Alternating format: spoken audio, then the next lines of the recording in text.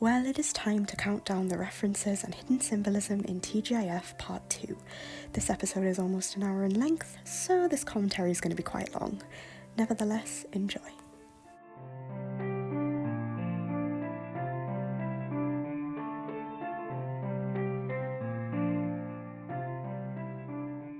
Previously on The Good and Forgiveness. The return of Prince Hamlet, who many will remember from The Guidance of Strangers, which aired on the 19th of December 2020, whilst Part 2 aired on the 19th of December 2021. The only reason why Part 2 didn't get posted on a Friday. 'Tis but a scratch. Obligatory Monty Python reference. Also props to anyone who noticed the colour coordination of the castles. Macduff has a sort of bluish castle, obviously representing the sort of melancholy state it's currently in. Ross just has a basic dark grey castle, not much going on here. Malcolm's castle has a more golden tone to it, obviously representing the crown and royalty. And Dunsinane Castle is a darker grey by night and a more lighter grey by day. It's like a million scorpions crawling around in your mind. Oh, full of scorpions is my mind, dear wife. That is one of Macbeth's quotes from the original play. I probably shouldn't mention him around you. The tyrant? Yeah, Mr. Macbeth was a naughty man. He gone and killed another man. Voice actor cameos, Phoenix Feather and Flirpaws. Have you been sleepwalking? Yes, she has, although I haven't included it in any scenes in the production. This is to symbolise the unawareness of it from her perspective, since she doesn't remember it. Do not confuse the sleepwalking epidemics with Macbeth's ghost, because that's something completely different. Unless you interpret The Guidance of Strangers as being a sleepwalking epidemic, which would explain the time period collision. If a shrew can be tamed, you can prove your loyalty to both him and Malcolm. Reference to The Taming of the Shrew, a comedy by Shakespeare. I won't let myself become a fugitive. She made that promise in Part 1 and she will fulfill it. Again, the rainbow has multiple meanings, so it can either be calm after the storm, new beginnings, or, LGBT symbolism. Macbeth points the dagger in this specific direction as it is actually pointing to where Macduff is soon to enter. Listen closely, a slowed and reverbed version of the intro song actually plays here upon Macbeth's entrance in the puddle. Kind of like a streetcar, but instead of Blanche hearing polka music, it's Jenny hearing Carmina Burana. More voice actor cameos on the stained glass windows, so from left to right we have romance writer Hero C as a Roman empress I really love, so I wanted to allude to her in some way. Also made her into a human, to fit with the rest of the characters. Adjacent, we have Mr. K27. His DeviantArt username is Queen Fluffy, so I wanted to allude to that. Also sort of fits in with the more sort of royal or noble connotations of the rest of the stained glass windows. Adjacent, we have Marzi, me. Lady of the Law actually references to how TGIF, sort of I write the law of TGIF. Not that the characters are self-aware or anything. And adjacent, we have Triple Hate, obviously alluding to the Misanthrope Supreme. Also, this wasn't intentional at all, but if you look closely, Macduff and Jen are actually standing next to their voice actors in the stained glass windows, but that was not intentional at all. Sure, down and out. Not in Paris and London. Hitchhiking is dangerous. Macduff has seen enough r/no sleep to know that hitchhiking is indeed dangerous. Although it does explain how one would get from Dunsinane to Ross to Forays to Fife in such a short amount of time. Eat something other than chocolate. Macbeth is allergic to chocolate. Now that he's gone, more chocolate for Jen, which she uses as a coping mechanism. Chocolate is also high in sugar, which count as bitterness, which she allegorically exchanged her own breast milk for. Be it in the midday sun, from whence the confession hath begun. I would break down the meaning of the witch's poem for you, but I don't really want to put out any spoilers for the epilogue just yet. So it's all up to speculation until after the epilogue. This scene is titled A Dreamlike Sequence of Your Happiest Memories, so let me break them down for you real quick. Here is Jen with her previously mentioned daughter, Ecclesia. Historically, she did have a child named Lulach, who would have been Macbeth's stepson. Historically, Lulak didn't die at such a young age, unlike in the play where it's like hinted that her child sort of died at a really young age, like Ecclesia. So I characterised Ecclesia as an entirely original character, but her full name is Ecclesia Lulak. Here is an image of Jenny with Menteith, who is another noble of Scotland.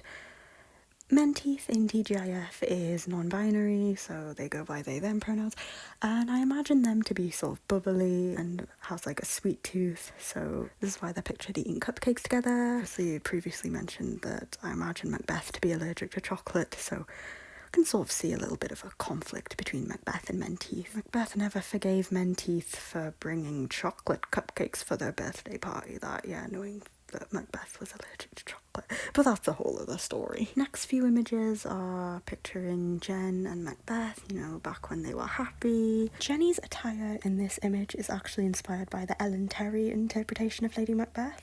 Next few images feature Banquo and Fleance as well. Obviously those images are set before the events of the play, and the final few images are set after the events of the play, so during TGIF. So during the 2 weeks when Jen and Don are at Macduff's castle. And that is to furtherly reinforce Camille's statement that nothing is entirely ecstasy, just like nothing is entirely melancholic. This better be pretty freaking important, as me and Ross were trying to have a conversation regarding pensions, taxes, inheritance, and corporations. Right, honourable gentlemen, not up and only put up taxes on inheritance and pensions and corporations.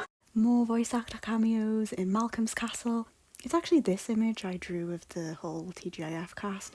Again, characters standing next to their voice actors. It was intentional this time. Liar and fiend! Malcolm!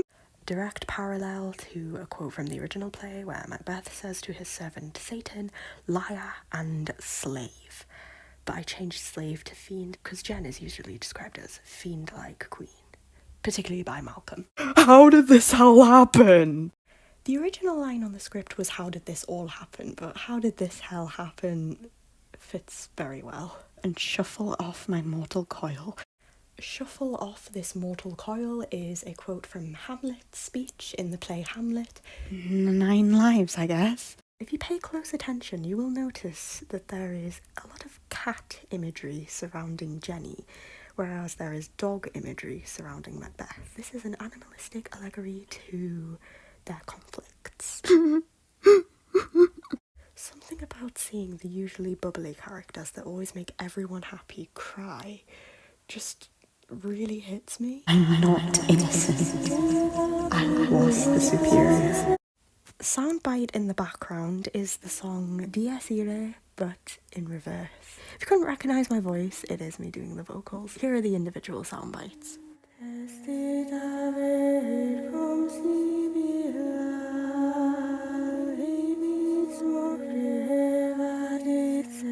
Dies Irae, Dies Illa roughly translates to Day of Wrath, that dreadful day, which is very applicable in this situation. In Malcolm's Castle, we have references to other Shakespeare characters. So we have a painting of Othello and Iago, obviously from Othello, which is another tragedy. And we have Rosalind and Celia from As You Like It. I know Othello is actually set like 400 years after Macbeth is set, but we're just going to ignore that. More cameos in Malcolm's Castle. From right to left, we have a painting of King Centurion and Queen Crimson. If you watch my channel, you're probably familiar with these characters. Adjacent, we have King Duncan, which is obviously Malcolm and Donalbain's father. And adjacent, we have Lady Godiva, not to be confused with Govinda. Lady Godiva is a British legend from 11th century Coventry. So, round about the same time that TGIF is set, I imagine that she and Lady Macbeth were sort of close friends. Childhood friends, maybe? Lovers, maybe? I thought you said you'd never find anyone like... I know I said I'd never find anyone like Cassiopeia. Cassiopeia is the name I have given to Macduff's wife, also known as Lady Macduff in the play. Macduff is actually Lord Macduff's second name, so I'm going to give him the first name Alexander, since he doesn't have one in the play. Same for Ross as well. I'm going to say his first name is Lucas, or Luke. It's definitely something from the Bible. Note that Macbeth is actually Macbeth's first name, so it makes sense to keep her as Macbeth. Banquo Banquo will always be loyal to Lady Macbeth, just like she was always loyal to him. Even when Macbeth was conspiring Banquo's death, Lady Macbeth was against it. For the love of Persephone! Persephone, also known as Kore, is the Greek goddess of spring. Obviously she married Hades and became the queen of the underworld and changed her name to Persephone, which means bringer of death, which is very applicable in Lady Macbeth's context. About 5 minutes. You counted? Yes. It's what I do. If this exchange of words sounds familiar, it's actually taken straight from one of my old series. The only thing that Jenny had left to say was, "That is extremely random. No one just stands there and goes, 1, 2, 3. Wanna play solitaire?" Don't you just need one person to play solitaire? Based off a true story. Most of the time you were honestly like a wound in salt. I was obviously listening to Olivia Rodrigo when I wrote that line. Actually, there's quite a lot of instances where song lyrics make their way into the script. Heaven help the fool who falls in love. Heaven help a fool who falls in love. It's probably not at a level of concern. Level of concern. It's time to either make a move or make amends. Time to make a move. Time to make amends. No more shall I live that way. No more shall I live that way. We know better than them. Come as you were. Come as you are, as you were. Cannot discard this little dark age like My little dark age. And if I'm dead when tomorrow's gone, then Mr. Macbeth was a naughty man. Mr. Macbeth is a naughty man. Had I ever loved him? Have I ever loved you? You're 18. Do you want to be a man? You're 18. Wanna be a man? You were honestly like a wound in salt. Apathy's like a wound in salt. At the end of the night. At the end of the night, end of the night. Till death do us part. Till death do us part. And here we can finally see the previously mentioned nobles of Scotland. From left to right, we have Menteith, Caithness, Angus, Lennox, and then of course Macduff and Camille. As previously mentioned, TGIF Menteith goes by they, them, and Caithness goes by she, he, they. There is a major surplus of male characters in Shakespearean literature. We're slowly tackling that with non-binary representation. Lady Gruach, or Jenny. Adding Jenny to Lucille's dialogue was a last-minute addition. Tapestry on the left, we have Triple Hate and me. Achinta Beta Beta Tatva translates to mystery, difference, difference, truth. Because this is one of many moments of truth. Similarly, Achinta Beta Abeda Tatva, which translates to mystery, difference, non-difference, truth. On the right, we have Coco Aura, which is Romance Writer 1's sister. I sort of wanted to follow the Roman Empress trend with her as well. You can also see some pride flags under there. I know pride flags didn't exist in the 11th century, but they exist now, so you can bet I'll be drawing them. All hail the Thanos of Cawdor! Note how Ross is the one to praise the Thanos of Cawdor. Really shows a positive change in their relationship. If you listen closely in the background, you can hear the lyrics Gloria in excelsis Deo, roughly translating to glory to God on highest, I think. Although I don't consider myself a professional singer, the vocals are done by me. Here is the clean soundbite.